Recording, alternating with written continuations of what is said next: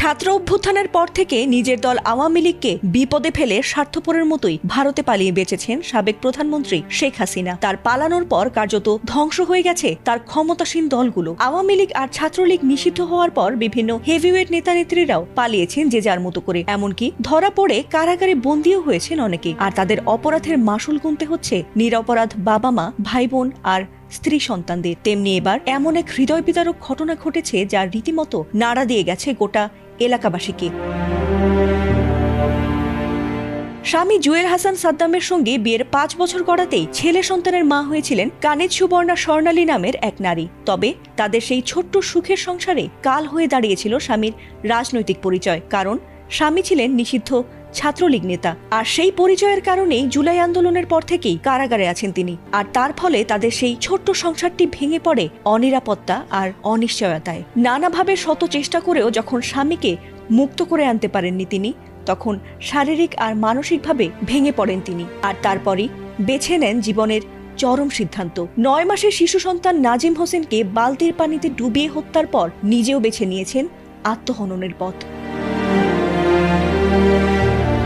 আর মর্মান্তিক ঘটনাটি ঘটেছে বাগেরহাট সদর উপজেলার সাবেকডাঙ্গা গ্রামে। শুক্রবার দুপুরে মা ছেলের মরদেহ উদ্ধার করেছে পুলিশ। আর ঘটনাটি ছড়িয়ে পড়তেই যেন কান্না থামছে না স্বর্ণালীর স্বজনদের ধারণা, দীর্ঘদিন ধরে স্বামী কারাবন্দী থাকায় হতাশাগ্রস্ত হয়ে তিনি এমন কাণ্ড ঘটিয়েছেন। ওর হাজবেন্ড জেলখানায় থাকাতে জামিন হওয়ার পরও জামিন হয় না, এই কারণেই যে তার সাথে অত্যন্ত স্বামীরা খুবই ভালোবাসত। এই কারণে স্বামীর অনুপস্থিত কারণে এই আত্মহত্যাটা করেছে। আল্লাহ মাফ করে দিক।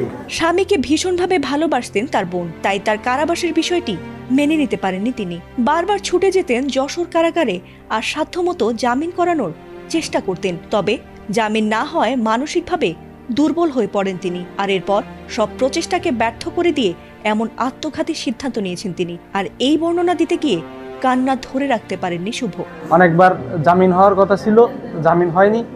এই নিয়ে আমার বোন মানসিকভাবে ভেঙে পড়ে। আমরা তারা অনেক বোঝানোর চেষ্টা করেছি, তারপরেও সে মানসিকভাবে ভেঙে পড়ে।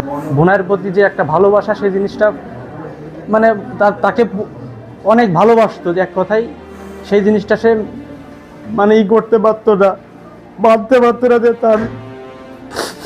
তাকে জেলে রয়েছে। সেই সময়টা যে সে কীভাবে কাটাইছে, মানে মেইনলি একাকিত্ববোধ করার কারণে হচ্ছে সেই ঘটনা ঘটাতে বাধ্য হয়েছে। এছাড়াও এলাকাবাসীও যেন বিশ্বাস করে উঠতে পারছিলেন না যে তাদের প্রতিবেশী শান্ত স্বভাবের স্বর্ণালী এমন চরম সিদ্ধান্ত নিতে পারেন। পুলিশ জানিয়েছে, ময়নাতদন্তের জন্য মরদেহ দুটি বাগেরহাট জেলা হাসপাতালে পাঠানো হয়েছে।